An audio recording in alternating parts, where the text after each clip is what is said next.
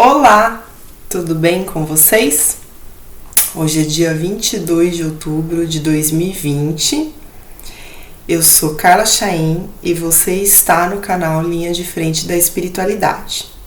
Se você ainda não se inscreveu no canal, se inscreva e clica no sininho que toda semana tem vídeo novo por aqui.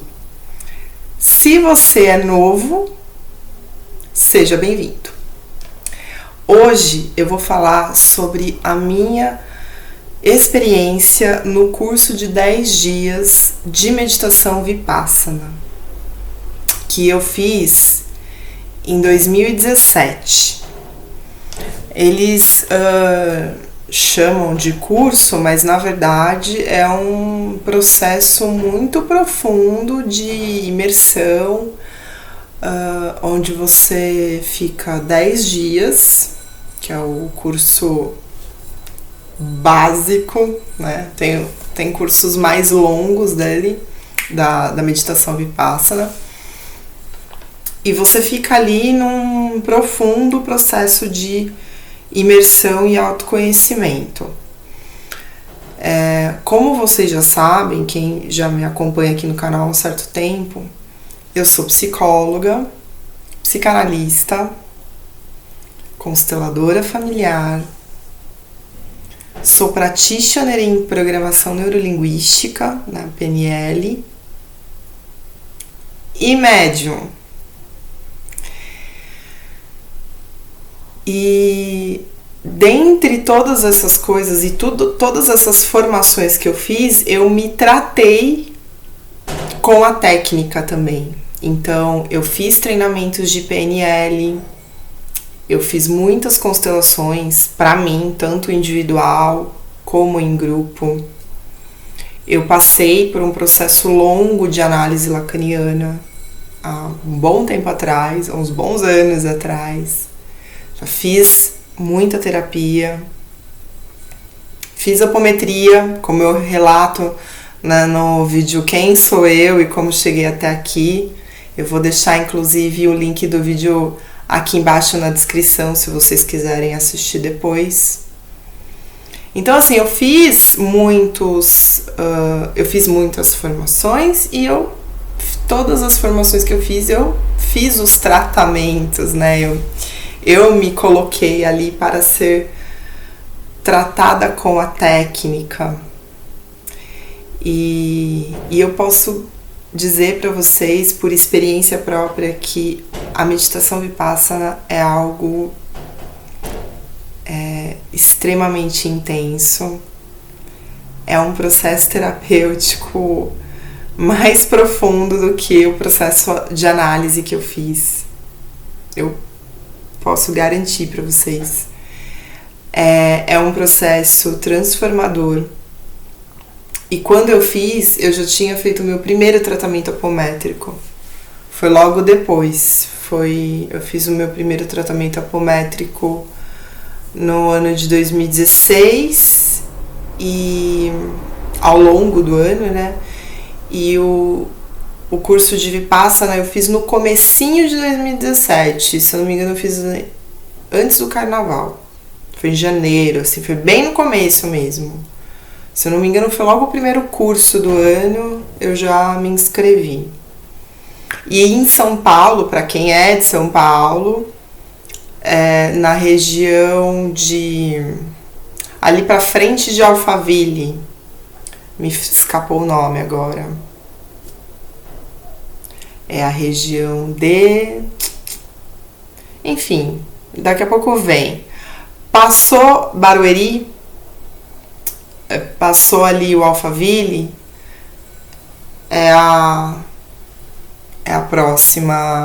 o próximo município.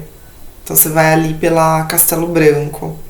Ali tem um centro de meditação Vipassana e até aquela época, e eu acredito que continue dessa forma, tem um outro centro no Rio de Janeiro, que foi o primeiro no Brasil, foi o do Rio de Janeiro. Inclusive que ele é mais bem estruturado do que o de São Paulo. Então, quem está no Rio, em São Paulo, tem esse privilégio, não precisa viajar muito, né? E vai gente do Brasil inteiro, inclusive de fora do Brasil. E centros de meditação Vipassana a gente tem no mundo inteiro. Tem em todos os países, tem pelo menos um centro, pelo menos os principais países do globo, né? Mas tem muito país que tem centro de meditação Vipassana. Pelo menos um. Tem países que tem vários, né?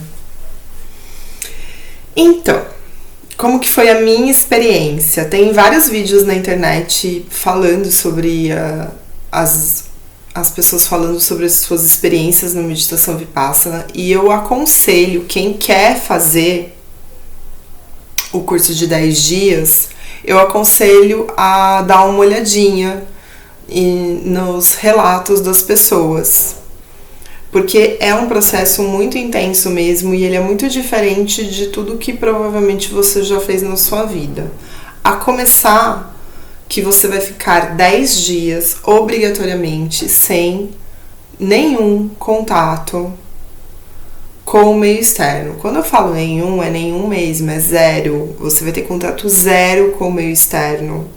Você não vai ter acesso ao seu celular. Eles vão pedir para você desligar o seu celular e entregar para os monitores. Então o celular não fica nas suas mãos. Não tem televisão, não tem rádio, não tem revista, não tem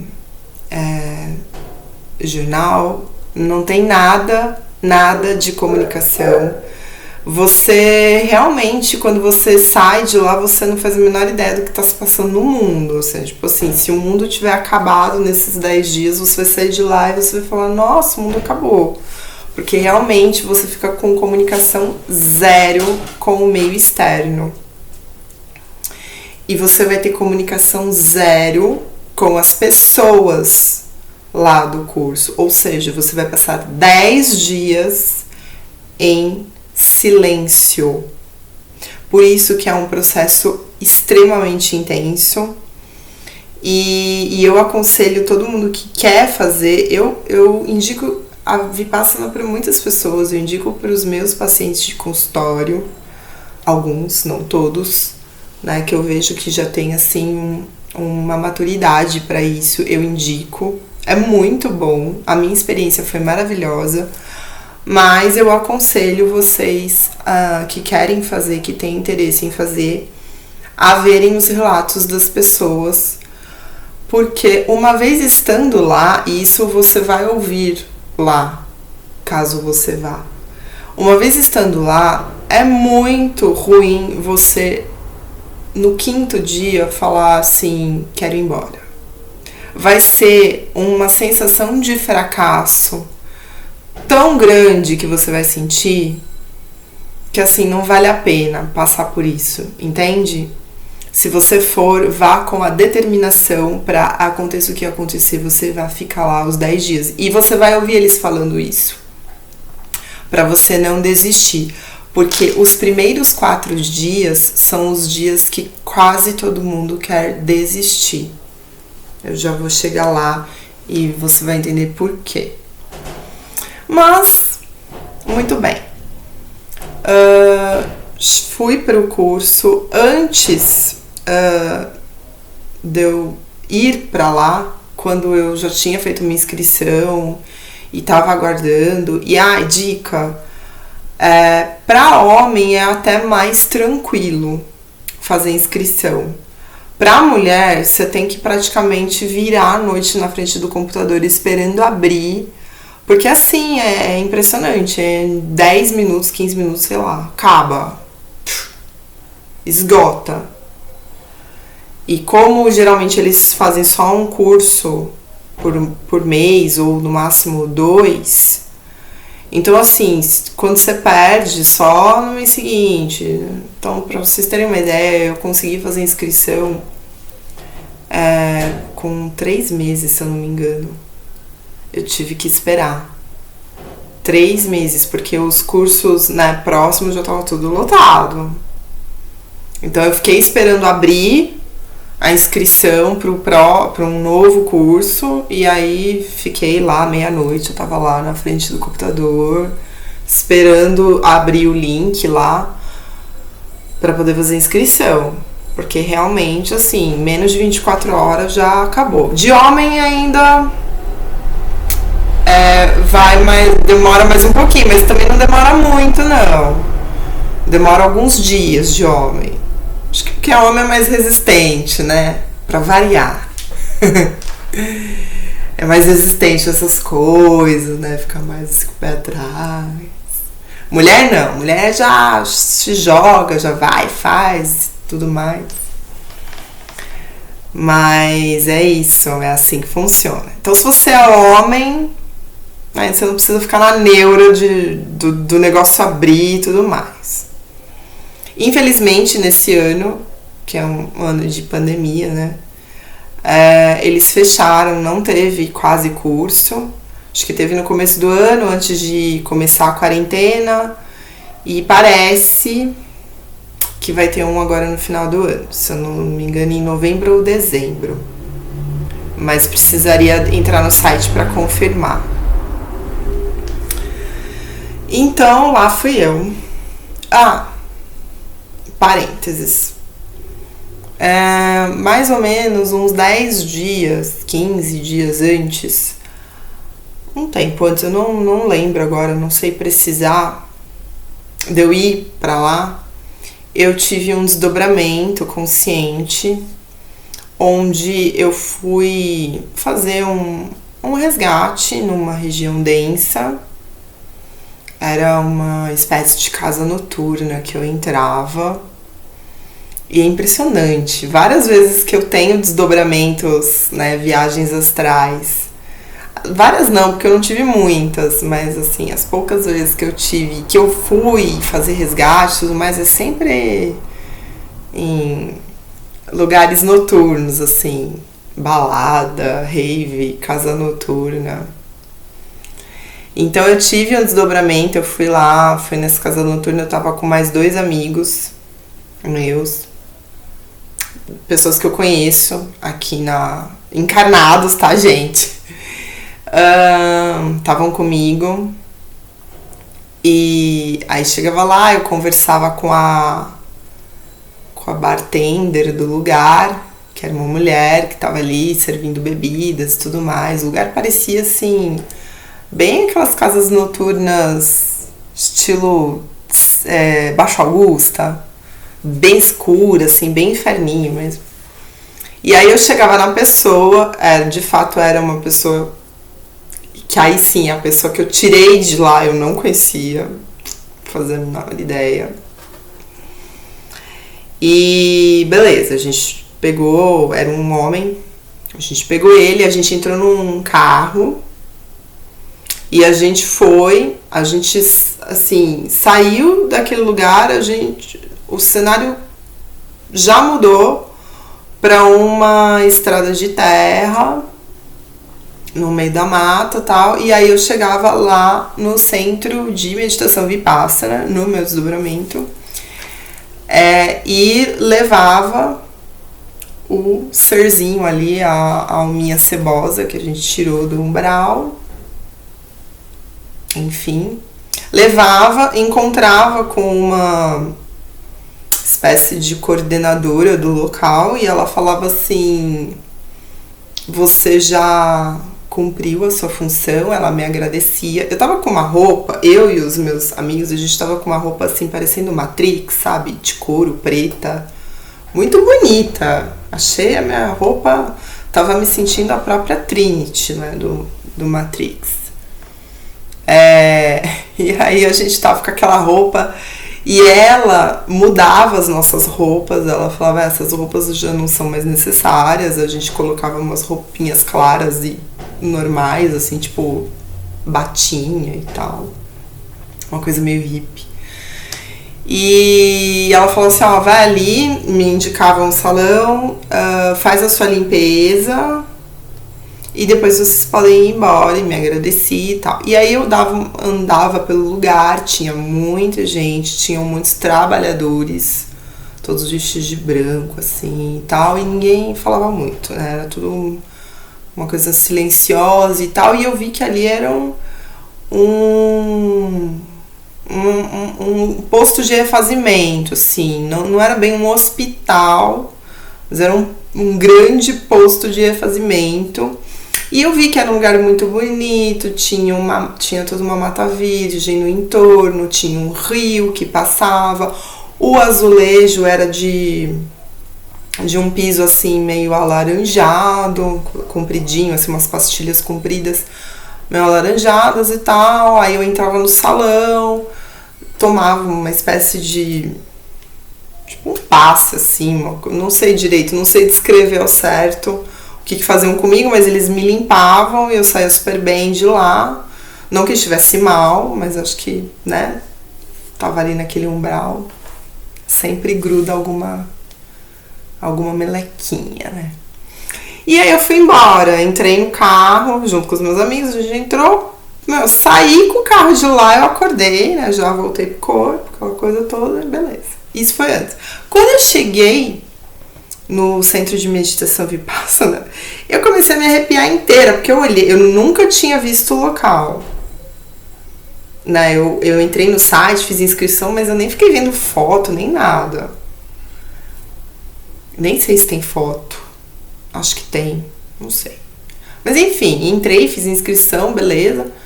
Santana do Parnaíba. Lembrei o nome da cidade. Fiquei em Santana do Parnaíba. Damaçaraná é o nome do centro. Aí eu cheguei lá, comecei a ver, falei, nossa, mas tem uma mata virgem. Nossa, mas tem um riozinho que passa aqui. Nossa, mas esse chão é de pastilha laranjada compridinha. A gente me arrepiei inteira. Eu falei, caraca. Vim mesmo, né? Era o lugar igualzinho que eu tinha visto no meus desdobramentos, só que no desdobramento era mais bonito. Porque, enfim, gente, qualquer hora eu vou fazer um vídeo só sobre desdobramentos. Tudo.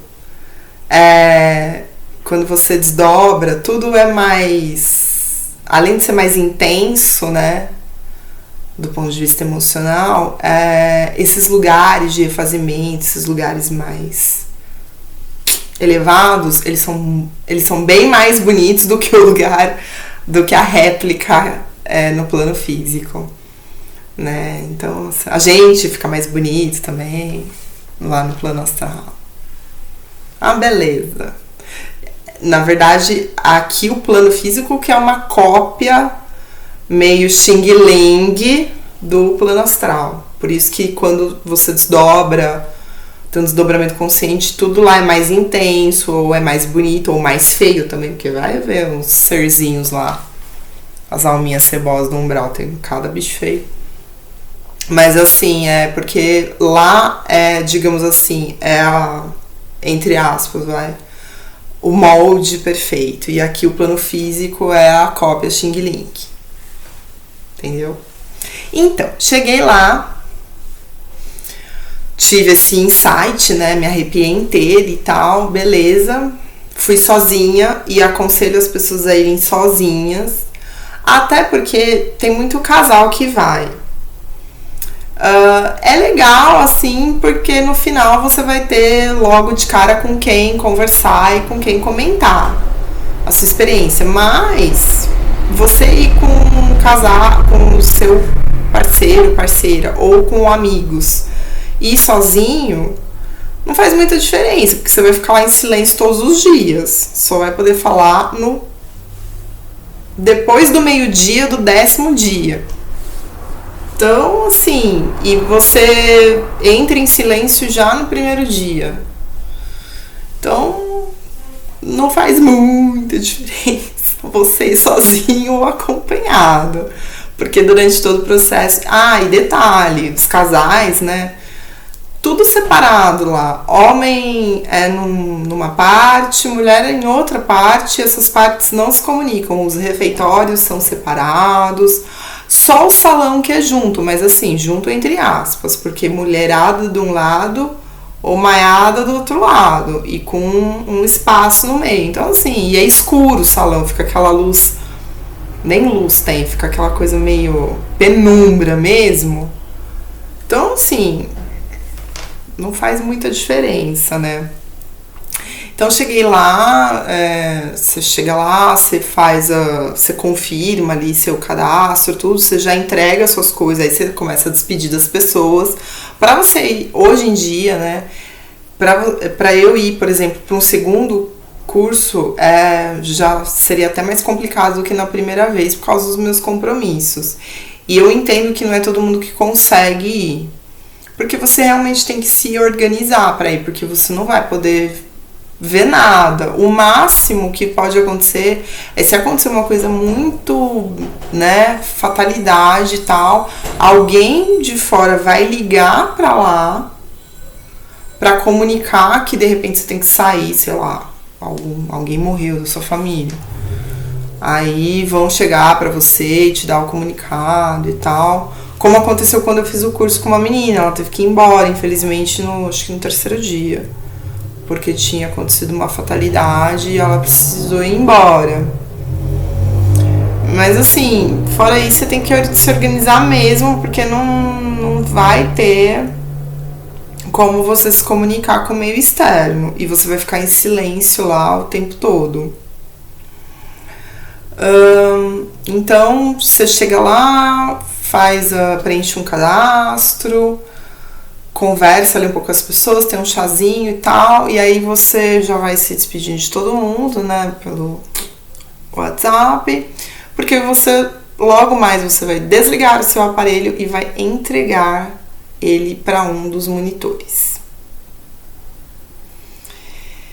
E depois de um tempo que todo mundo, né, se ambientou e fez o cadastro e tudo mais, vão 2 monitores explicar como funciona, e a partir daquele momento que eles explicaram como funcionam as regras do lugar, a gente já entra em silêncio. E o silêncio lá, eles até pedem para você evitar de olhar no olho das outras pessoas para que não haja comunicação visual. Então, até isso, a gente se policia. A gente tá sempre assim, olhando pro chão, olhando meio que, sabe, aquele olhar autista, né, meio atravessado, assim. Mas evita ao máximo mesmo olhar no olho das pessoas. Então, assim, é uma imersão em você muito grande, muito profunda. E comigo, o que aconteceu? No primeiro dia foi tranquilo. Tranquilo assim. Eu fui meditar, você já vai meditar, e você não começa com a meditação Vipassana. Você começa com a meditação Anapana, que é uma meditação focada na sua respiração. E nesta região aqui, ó, você vai focar toda a sua atenção na respiração e nessa região aqui do corpo. Nariz, né? O nariz, as narinas e aqui abaixo. Só. Parece muito simples, né? É só eu focar minha atenção na respiração. E você não precisa fazer nenhum tipo de respiração. Você só precisa focar a atenção em como você está respirando e respirar normalmente. Não tem nada de respiração profunda, nada de nada. E focar nessa região aqui. Aí você acha que vai ser muito simples, e aí você tem a grande descoberta que a sua mente, pelo menos foi assim comigo, é um carro desgovernado, sem motorista, numa ladeira. É a primeira percepção que você vai ter, o quão barulhenta é a sua mente, porque assim, você começa a tentar meditar, a tentar focar a sua atenção aqui na respiração e nessa região, e você não consegue. Vem tudo na cabeça, vem música. Cara, você começa a lembrar assim, tipo, do axé de, sei lá, de 1995, que você pulou no carnaval. Vem um monte de pensamento totalmente inútil. Vem assim, comercial de TV, cena de novela, umas memórias nada a ver, sabe? Tipo, pensa na memória mais aleatória que você pode ter, ela surge naquele momento. Tipo, sei lá, um dia que você tava chupando pirulito quando você era criança. Vem. Começa a ver um monte de coisa. Falas de pessoas. Ai, olha, é assim, cansativo até. E aí você fala, caramba, como a minha mente é barulhenta. E você começa a entender que boa parte do teu estresse, da tua falta de concentração, da tua falta de atenção, da tua falta de memória, da tua ansiedade, vem do teu barulho interno. Você começa a perceber que não é o mundo que tá te enlouquecendo. É a sua mente barulhenta, desgovernada, sem controle nenhum que está te enlouquecendo. Obviamente que o planeta, por ter, né? O planeta ele tem uma psicoesfera que é formada por todas as mentes, né? Um sistema formado por todos os sistemas encarnados e desencarnados. Ou seja, por todas as consciências encarnadas e desencarnadas. Elas formam o que? A psicoesfera do planeta Terra. E é por isso que esse planeta está tão doente e tão poluído. Porque se a nossa mente está super poluída, super adoecida, super barulhenta, o que vai ter no mundo, no meio externo? Uma vez que o mundo externo é um reflexo do nosso mundo interno, vai ter poluição, sujeira, barulho, que é o que mais tem nesse planeta. Violência. Então aí você começa a entender que de fato a sua realidade externa é mesmo um reflexo da sua realidade interna, porque a hora que você entra em contato com a sua realidade interna e vê o barulho que é enlouquecedor. E foi assim durante pelo menos uns 2 dias pra mim. Esse barulho, dificuldade de me concentrar, chegava a ser até cansativo. E aí o que acontece? A gente fica em meditação Anapana até o 4º dia, mais ou menos. É só a partir da metade do 4º dia em diante que a gente entra na meditação Vipassana. E a meditação Anapana, pra mim, foi mais difícil de fazer do que a Vipassana. Porque a Vipassana, você vai focar a sua atenção no corpo todo. Você vai percorrer o seu corpo e voltar. Então, você vai percorrer pela frente, a atenção, e voltar por trás. E vai ficar fazendo isso. Então, você vai focar a atenção. Então, pra mim, foi mais fácil fazer a Vipassana do que a Anapana. Eu sofri bastante na Anapana. E na Anapana tem todo esse processo de limpeza. Eu não tive nem diarreia, nem vômito, mas é muito comum, tá? Inclusive a gente escuta o pessoal lá, as meninas no banheiro passando mal.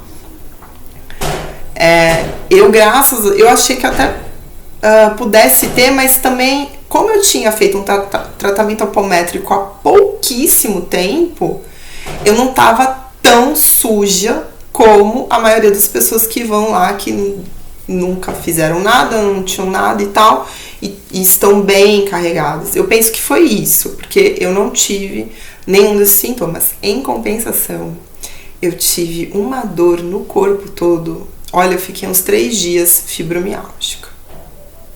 Fibromialgia é quem tem dor no corpo todo.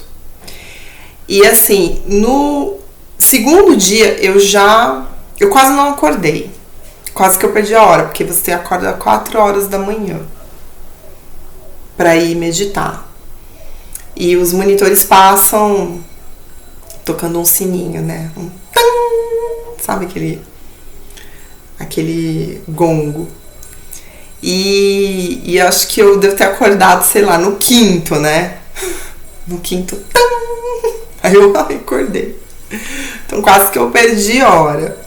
E eu tava preocupada com isso. Falei, gente, eu não vou conseguir acordar 4 horas da manhã. Eu sou meio que uma negação pra acordar cedo, quanto mais às 4 da manhã. Mas isso foi só no 1º pro 2º dia. No 2º dia, eu acordei com um pouco de dor no corpo. E ao longo do dia, você fica... Por mais que você leve a almofada, tá toda confortável ali, você fica naquela posição de flor de lótus, né? meditando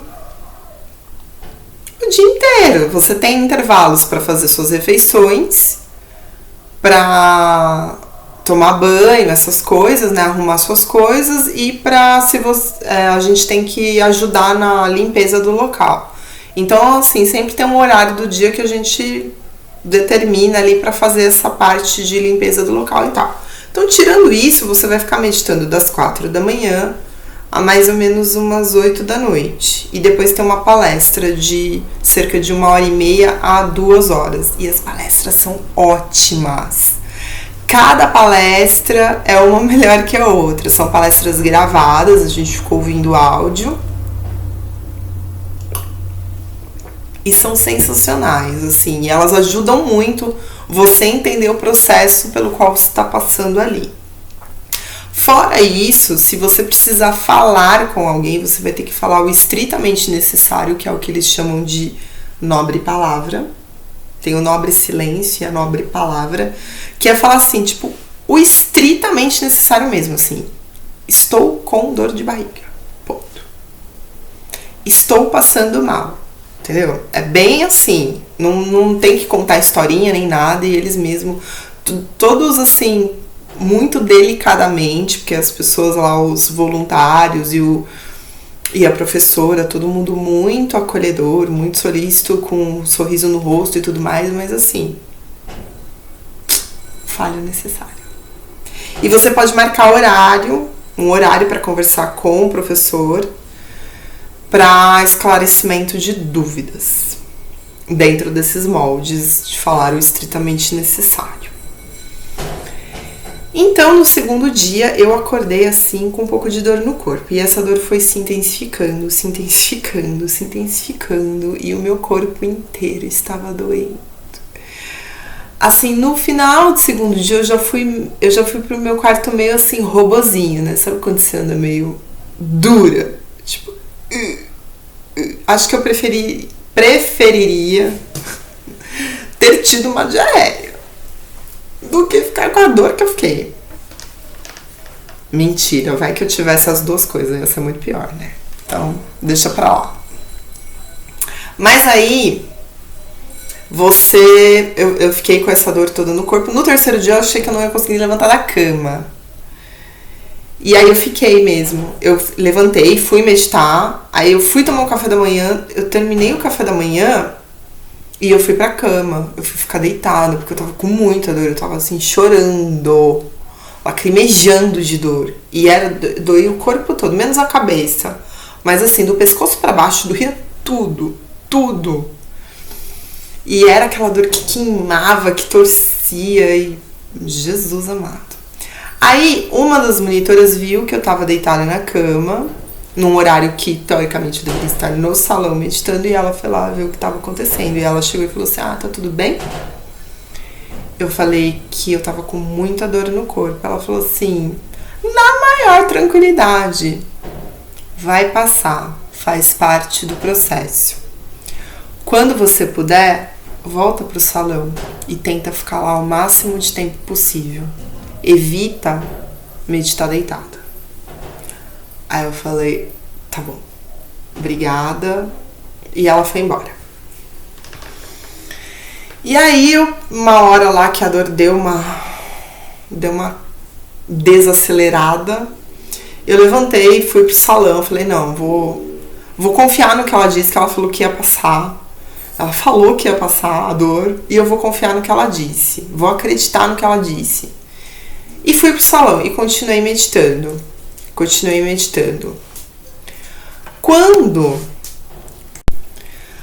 Quando foi no dia seguinte, no quarto dia que eu acordei, eu estava praticamente sem dor. Sem brincadeira. Assim, uns 80% daquela dor toda tinha acabado. E ao final do quarto dia, eu estava sem dor. Alguma. E do quinto dia em diante foi uma maravilha, porque eu não sentia mais dor nenhuma. E eu fiquei os 10 dias meditando sem encostar na parede, porque as pessoas começam a ficar cansadas e com dor, então todo mundo começa a ir pra parede, encostar pra meditar com as costas apoiadas. Eu fiquei os 10 dias, eu e mais 3 meninas. A gente ficou os 10 dias sem encostar as costas na parede. Depois a gente foi até parabenizada lá pelo resto do pessoal, que eles falavam que ficavam vendo a gente lá sem ir pra parede, tipo, rolou até umas apostas internas, assim, né? Será que elas vão pra parede? Será que elas não vão? E eu realmente não fui pra parede porque a dor passou mesmo e ela não voltou. Isso foi uma das coisas incríveis que aconteceram nesse processo. Outra coisa que aconteceu também no terceiro dia, aliás, o terceiro dia é o dia assim é o dia do vai ou racha, né? E mesmo nas palestras ele fala, né, o palestrante ele fala assim, que é no terceiro dia que a maioria das pessoas quer ir embora. Eu não queria ir embora, porque eu tava com um propósito muito firme de ficar lá os 10 dias, aconteça o que acontecer, então eu não queria ir embora. Mas eu tava assim com uma dor muito forte, com uma angústia, e fazer meditação no Panda tava sendo um desafio, porque tava aquele lixo mental todo, eu tava entrando em contato. E no terceiro dia eu chorei muito, muito, muito, muito, muito, muito, muito, muito, muito. Eu não sei nem por que eu tava chorando, eu só sei que eu chorava de soluçar. E isso aconteceu em 2 momentos. No terceiro dia, e lá por volta do 6º, 7º dia, se eu não me engano, eu também tive outra crise de choro, que eu fiquei assim uns 40 minutos chorando de soluçar. E nem sabia por que tava chorando. Eu só sei que aquilo vinha que eu parecia assim uma cachoeira. Meus olhos pareciam uma cachoeira, que só brotava lágrimas. E não tinha um propósito, não tinha assim. Não tinha. Mas eu deixava aquilo sair porque eu fui entendendo que era um profundo processo de limpeza e que não necessariamente eu precisava saber exatamente o que estava limpando, mas o mais importante é que estava limpando. E cada vez mais eu me sentindo melhor e mais leve. Eu fiquei com a minha mediunidade muito aguçada. Foi onde a minha mediunidade deu mesmo um salto quântico. Chegou por volta do 6º dia, eu comecei a sentir os meus chakras. Então eu senti o chakra coronário, eu senti o chakra frontal, eu sentia meu chakra laríngeo, eu sentia meu chakra cardíaco, eu sentia o chakra esplênico, eu sentia todos os meus chakras, os principais, né? Eu desdobrei lá, eu tive um desdobramento onde eu vi as minhas mãos saindo do corpo. Eu tive desdobramento. Fui parar no Vale do Sexo. Oh my God! O Vale do Sexo. Qualquer hora eu vou fazer um vídeo só pra falar disso. Mas fui parar porque tinham questões sexuais minhas. E fui parar lá no maior bacanal do mundo. Mas tudo bem. Foi só um dia. Foi muito importante porque isso fazia parte do meu processo mesmo de autoconhecimento. Foi muito bom ter tido consciência disso, poder trabalhar isso, poder me aprofundar nessa questão. Até porque eu tinha uma questão com relacionamentos que eu tinha ido tratar na apometria, né? Na verdade, assim, era a questão da magia negra e tudo mais, mas que tinha emperrado os meus relacionamentos. E então teve tudo a ver eu ter ido parar no Vale do Sexo uma das noites. Vinham espíritos à noite, eu sentia eles, eu sentia muitas presenças no salão. Eu escutava passos assim, indo e vindo, gente indo e vindo. muitos passos, não era uma pessoa indo e uma pessoa vindo, eram muitas. E eu abria o olho eventualmente, nada. Então assim, eu fui tendo a minha percepção extrafísica foi ficando muito aguçada mesmo. E foi ótimo porque aflorar toda essa mediunidade, porque ainda naquela época eu não trabalhava na apometria como médium, né? Como eu disse, eu tinha feito o meu primeiro tratamento e ali foi um start para eu fazer os cursos, para eu fazer curso de apometria, para eu fazer curso de passe, curso de reiki, vários cursos que eu fiz e começar a trabalhar como médium, né, e como uma trabalhadora aí da espiritualidade. Eu fui me sentindo cada vez melhor ao longo dos dias, fui ficando cada vez mais leve. É um processo de autoconhecimento profundo, eu fui conhecendo muita coisa ao meu respeito, fui tomando consciência e realmente a meditação Vipassana, pra mim, ela fez algo que todos os outros tratamentos, apesar de terem sido muito importantes, fundamentais, cada um tem a sua importância, mas assim, depois da Vipassana, eu nunca mais tive o mesmo padrão de sentimentos negativos que eu tinha antes da Vipassana. Ou seja, o que isso significa?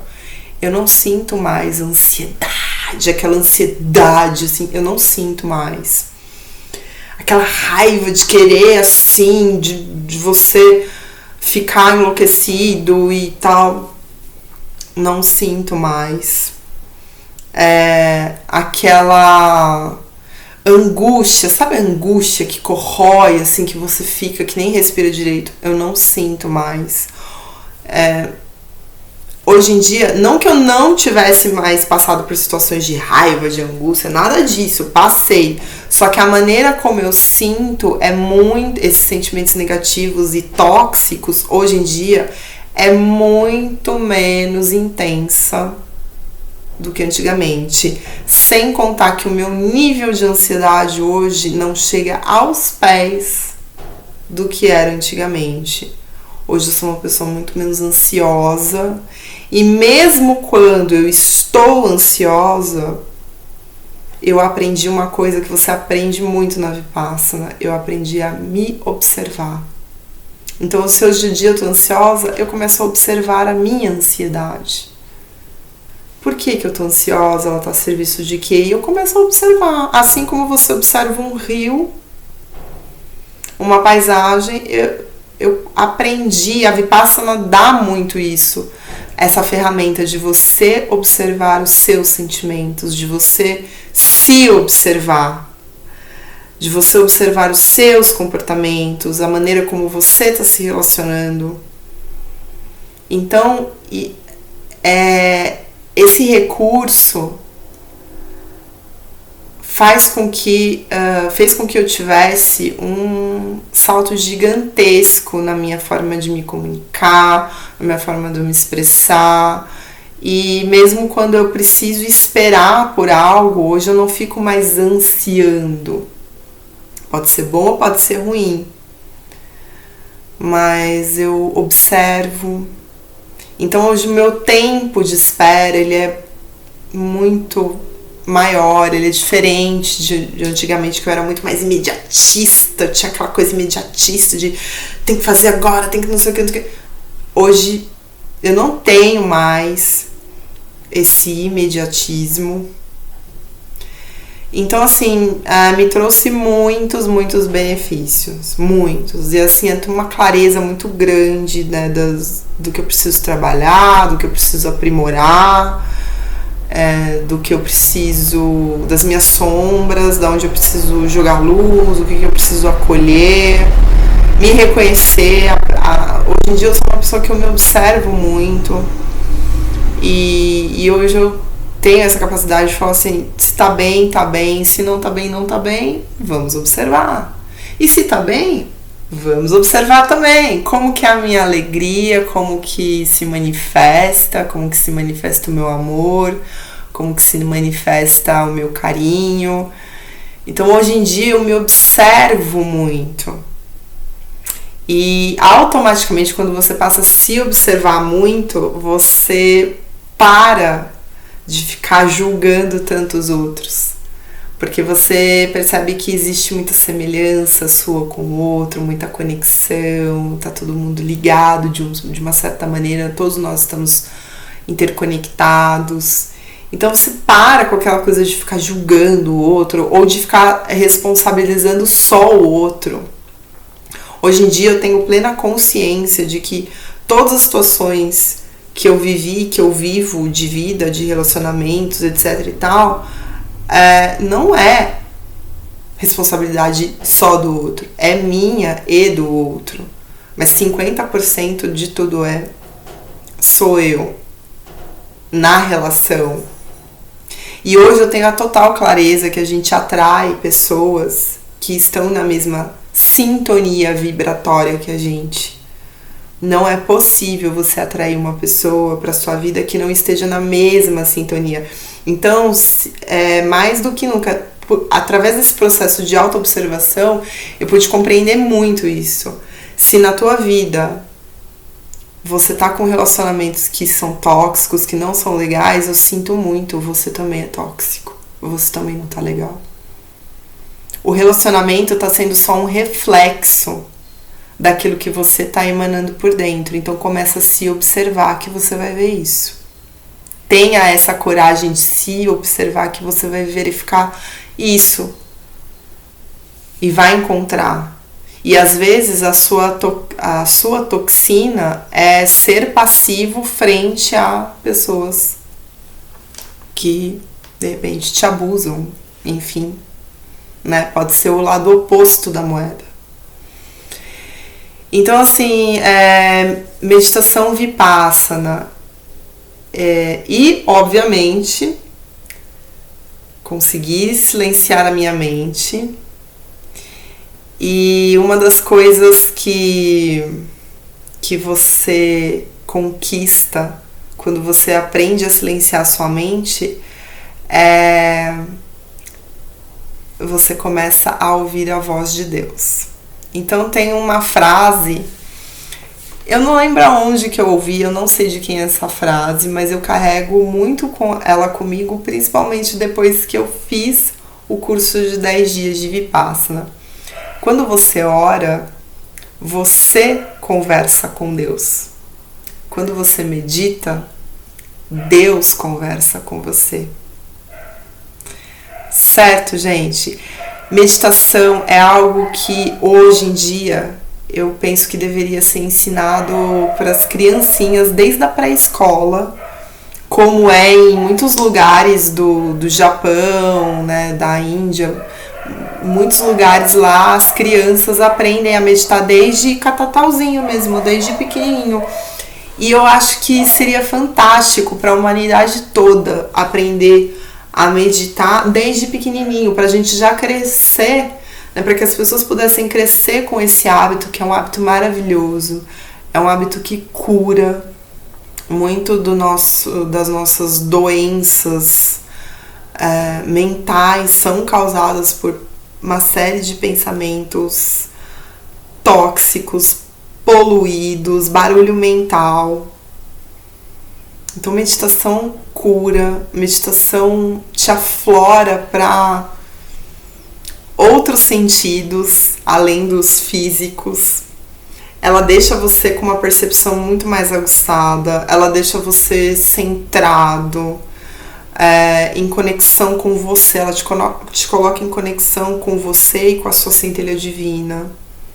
Ou seja, é uma conexão total com Deus, porque a nossa centelha divina é um pedacinho de Deus que está dentro da gente. E assim, é maravilhoso. A minha experiência com a Vipassana foi maravilhosa. Eu saí de lá transformada. A Carla que entrou na Vipassana não era a mesma que a Carla que saiu. E ano passado eu tinha me inscrito para fazer o meu segundo curso de 10 dias. E a partir do segundo curso você tem que fazer o jejum noturno. Você faz o café da manhã, o almoço e depois do almoço você não come mais. Na verdade não é jejum noturno, é o jejum de praticamente metade do dia. Que pra mim seria um desafio, porque eu adoro comer e eu tenho um pouco de hipoglicemia também. Então pra mim ia ser super desafiante, mas eu tava bem empolgada.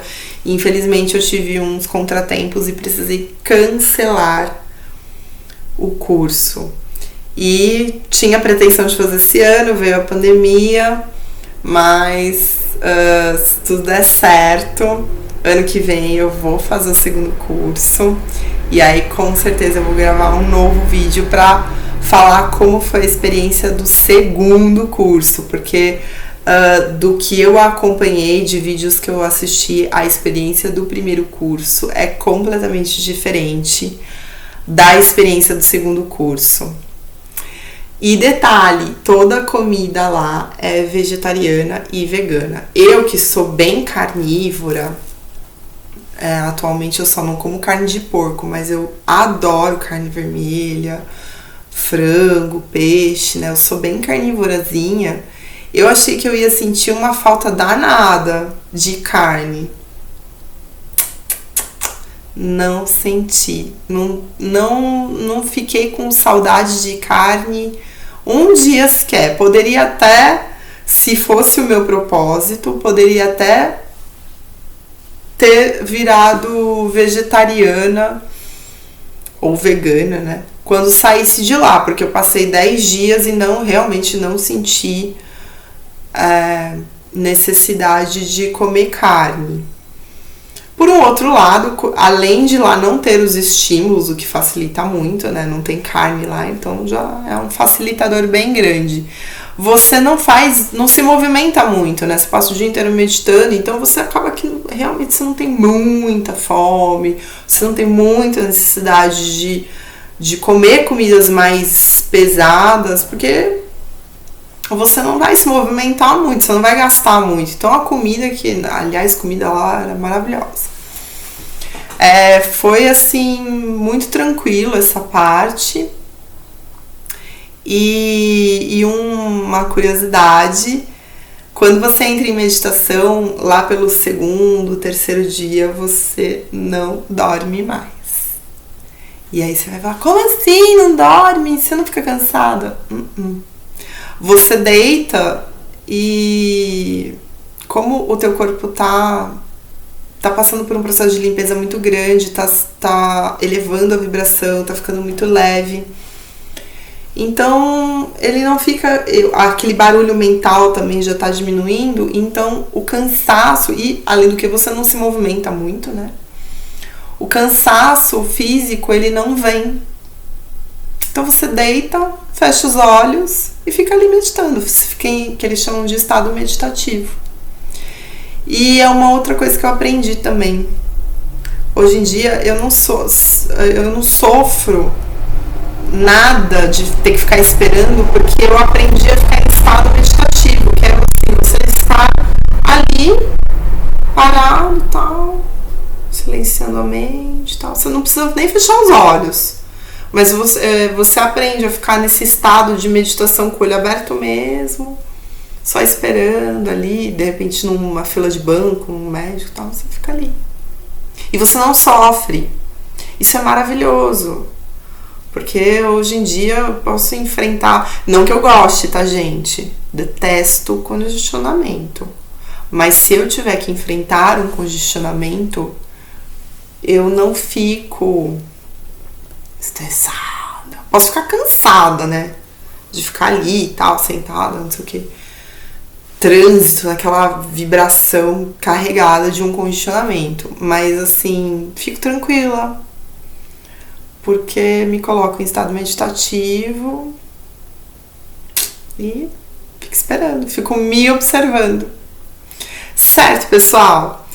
Bom, eu espero que esse vídeo possa ajudar vocês aconselho a fazer a meditação Vipassana. Se disponibilizem para isso. Eu tenho certeza que vai ser muito transformador para vocês, assim como foi para mim. E, enfim, espero ter ajudado de alguma forma com mais essas informações preciosas, principalmente para quem tá querendo aí expandir a consciência, tá querendo se tratar, tá querendo, enfim, sair do quadradinho, né? Sair da caverna. Meditação Vipassana. Certo, pessoal? Um super beijo. Muito obrigada. E estejam na luz, hein?